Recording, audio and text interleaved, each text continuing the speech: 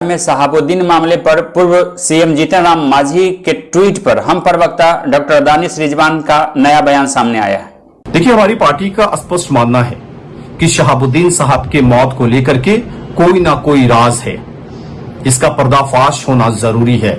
इसलिए हमारे नेता ने प्रधानमंत्री नरेंद्र मोदी, गृह मंत्री अमित शाह जी, देश के तमाम नेताओं और बिहार के मुख्यमंत्री नीतीश कुमार जी से आग्रह किया है कि सिवान के पूर्व सांसद शहाबुद्दीन के मौत की न्यायिक जांच होनी चाहिए।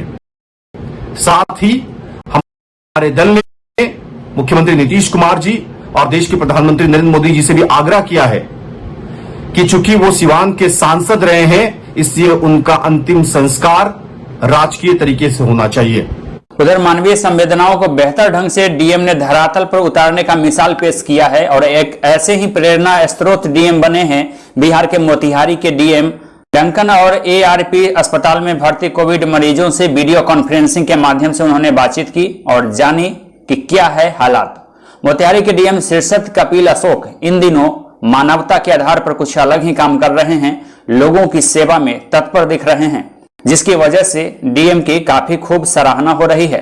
कोरोना के दूसरे दौर में अपनी मानवीय संवेदनाओं को बेहतर ढंग से धरातल पर उतारते हुए हर दिन एक औरों के लिए भी मिसाल पेश करते हुए मजबूत प्रेरणा स्रोत के रूप में सामने उभर रहे हैं। इसी क्रम में मोतिहारी के समाहरणालय स्थित राधा कृष्ण भवन में वीडियो कॉलिंग के माध्यम से डीएम ने डंकन हॉस्पिटल में भर्ती कोरोना पेशेंट से बातचीत की तथा उनका हालचाल जाना। उन्होंने मरीज से बातचीत करते हुए कहा कि घबराएं नहीं, कोरोना से आप जंग जरूर जीतेंगे। जिला प्रशासन हर स्तर पर चिकित्सा सुविधा को मुहैया करा रहा है और इसके लिए संकल्पित भी है। चिकित्सकों को भी उन्होंने धन्यवाद दिया। उन्होंने कहा कि यदि कोई परेशानी हो तो उसे हर संभव दूर किया जाएगा। इसी क्रम में उन्होंने बारी बारी से सभी भर्ती मरीजों से बातचीत की, मरीजों से ऑक्सीजन ट्रीटमेंट आदि के बारे में विस्तार से जानकारी ली, पूछा कि इलाज का सही प्रबंध हो रहा है कि नहीं। मरीजों से पूछा कि आप कितने संतुष्ट हैं। मरीजों ने बताया कि वे बिल्कुल ठीक हैं और सब कुछ अच्छा हो रहा है। मौके पर जिलाधिकारी ने अस्पताल प्रबंधक को स्पष्ट लहजे में कहा कि हर संभव जिला प्रशासन सहयोग कर रहा है और आगे भी करेगा। रेमडेसिविर दवा एवं अन्य दवा उपलब्ध है, जरूरत पड़ने पर मरीजों को हर संभव दिया जाना चाहिए। मदद करेंगे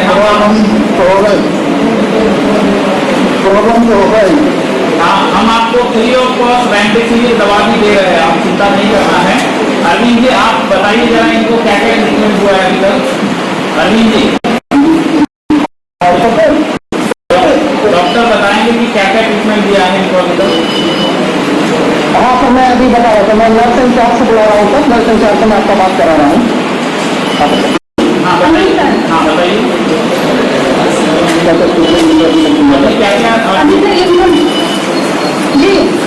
इनको आईडी इंजेक्शन जो मिल रहे हैं वो टेक्नामेटर तो मिल रहे हैं और व्यापारी मिल रहा है, वो सबके टेक्निक्स मिल रहा है और कुछ टैबलेट है और भी जो दे रहे हैं वो calcium, vitamin B and syrup है, डेक्सामेथासोन सिरप है, कफ सिरप दिलाजिन है और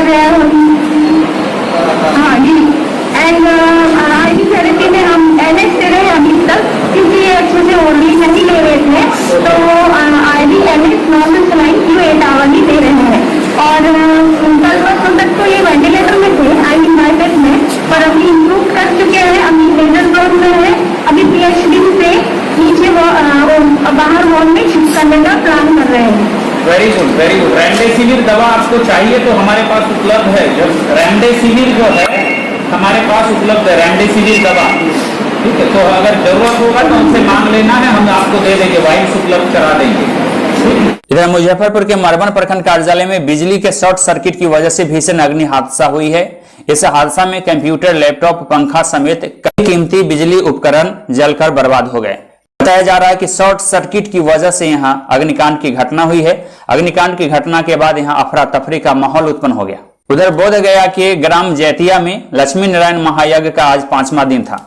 धर्म रक्षक बाल व्यास मानसी तिवारी ने इस मौके पर कथाओं के माध्यम से अमृत वर्षा किया। बड़े सौभाग्य की बात है कि आपके ग्राम जैतिया में परम पूज्य संत शिरोमणि स्वामी सुदर्शनाचार्य जी महाराज के पावन छत्र छाया में, छायाकल्प में आज हम सभी को पंचम दिवस में भगवान की आनंदमयी कथा, अभी प्रयागराज से कथावाचक अपना उद्बोधन भगवान हनुमान जी की शीलता पर, सहजता पर और उनके संस्कार पर कथा कह के गए। उससे पूर्व आपके अरुण शास्त्री जी कह के गए हैं। अब श्रीमद् भागवत महापुराण के इस परम उपदेश का समय हुआ है। किस अंश का आज बात करेंगे आप, चर्चा आज करेंगे? का जो चर्चा है, प्रत्येक दिन मेरा विषय यही है कि अपनी संस्कार और संस्कृति बचाएं। इस पर पूरे श्रीमद् भागवत महापुराण की कथा होती है। मैं अपना स्वविचार कहता हूँ कि जब तक संस्कृति है, जब तक संस्कार है, तभी तक ये देश है, तभी तक ये मानव जीवन है। अन्यथा इस मानव जीवन का नष्ट होने में एक क्षण नहीं लगेगा। भागलपुर में रेलवे स्टेशन के बाहर देर रात कोरोना लॉकडाउन को लेकर लगाए गए नियमों की धज्जियां उड़ती दिख रही है। बताया जा रहा है कि स्टेशन के बाहर नाइट कर्फ्यू होने के बावजूद लोग आ जा रहे थे।